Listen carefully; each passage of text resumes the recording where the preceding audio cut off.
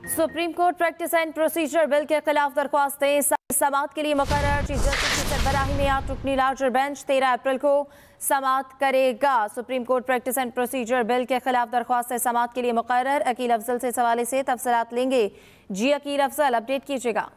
जी बिल्कुल, अब तक सुप्रीम कोर्ट ऑफ पाकिस्तान में जो प्रैक्टिस एंड प्रोसीजर बिल के खिलाफ दरखास्तें दायर की गई थी, उन पर चीफ जस्टिस ऑफ पाकिस्तान ने 7 रुकनी लार्जर बेंच तश्कील दे दिया है, जिसके सरबराह chief justice of Pakistan Umar Ata Bandial खुद होंगे।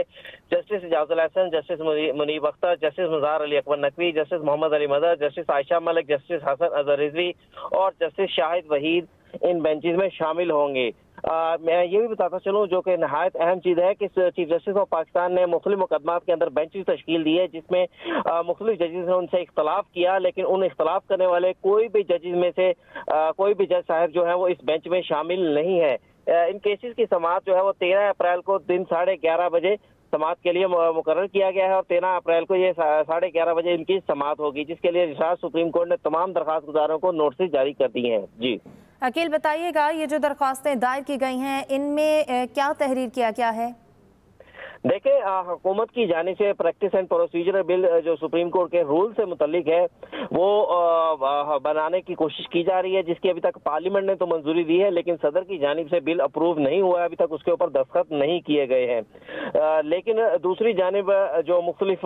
बार एसोसिएशन है, उनकी जानिब से मुतज़ाद आरा सामने आ रही हैं। कुछ की जानिब से वेलकम किया जा रहा है और कुछ बार की और वकला की जानिब से इसे सुप्रीम कोर्ट के ऊपर कदगन कहा जा रहा है। तो इसलिए मुतज़ाद आरा सामने है, लेकिन इन दरखास्तों के अंदर मौक़िफ़ ये अपनाया गया है कि सुप्रीम कोर्ट के हवाले से हुकूमत कोई भी कानून साजी नहीं कर सकती। सुप्रीम कोर्ट इस हवाले से खुद मुख्तार है। जो भी इख्तियारात की तकसीम का मामला है वो सुप्रीम कोर्ट का अंदरूनी मामला है और इसके हवाले से फुल कोर्ट जो है सिर्फ और सिर्फ वही कम्पिटेंट है कि किसी भी किस्म के रूल्स बना सके। जी अकील, बताइएगा एक बार फिर से, इस 8 रुकनी बेंच में वो जजेस शामिल नहीं है जिन्होंने पहले भी फैसलों से इख्तलाफ किया, इख्तलाफी नोट लिखे गए, वो एक बार फिर से इस 8 रुकनी बेंच में शामिल नहीं किए गए?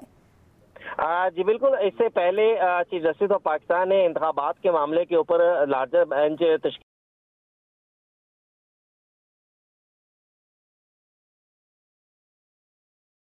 दिया था,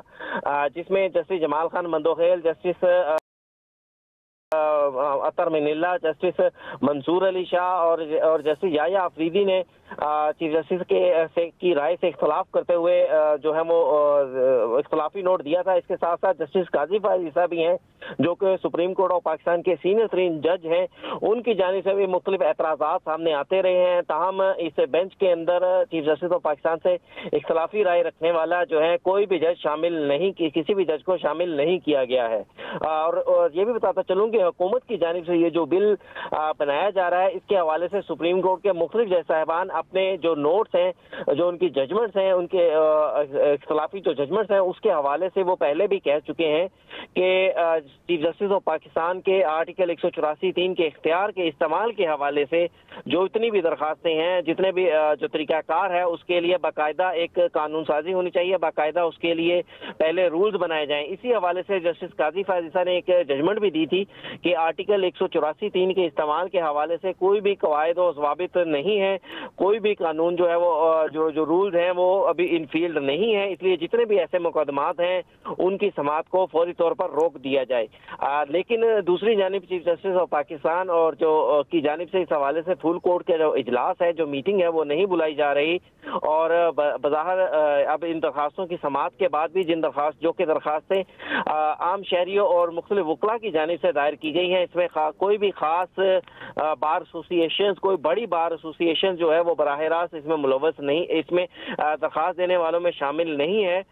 तो इन दरखास्तों को समाअत के लिए मुकर्रर कर दिया गया है। अब इन दरखास्तों की जो समाअत है वो 13 अप्रैल को 11:30 बजे होगी। जी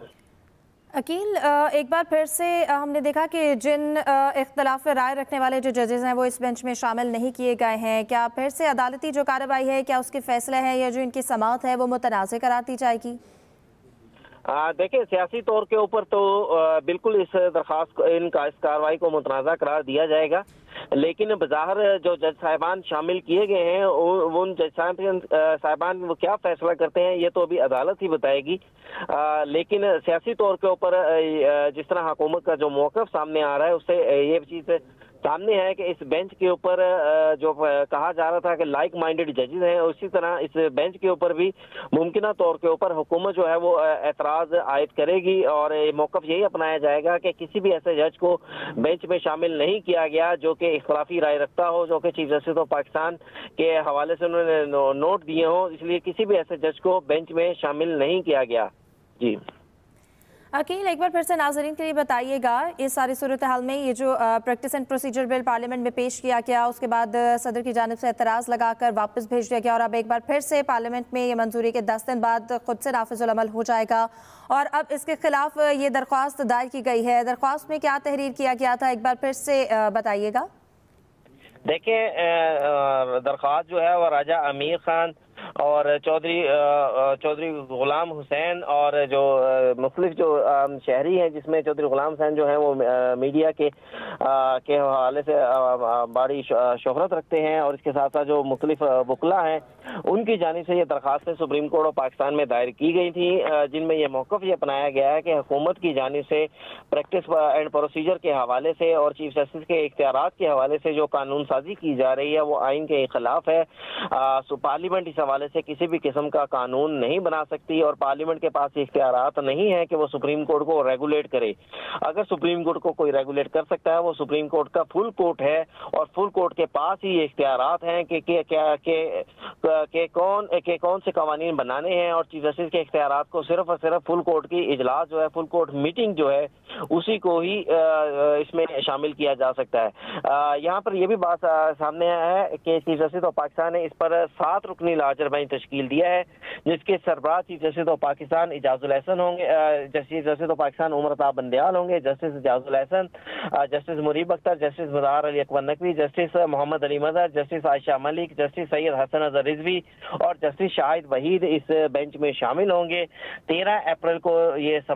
जो दरखास्तें हैं समाअत के लिए मुकर्रर की गई हैं। 11:30 बजे इन दरखास्तों की समाअत होगी और इसके बाद ये समाअत कितना अर्सा चलती है ये भी देखना होगा और मुमकिन तौर के ऊपर इन ये जो दरखास्त गुजार हैं उनकी जानिब से ये भी इस्तदा की गई है कि सदर को फौरी तौर के ऊपर इस बिल पर दस्तखत करने से रोका जाए। ये दरखास्तें आर्टिकल 184(3) के हवाले से ही दायर की गई हैं, जिसके ऊपर सुप्रीम कोर्ट के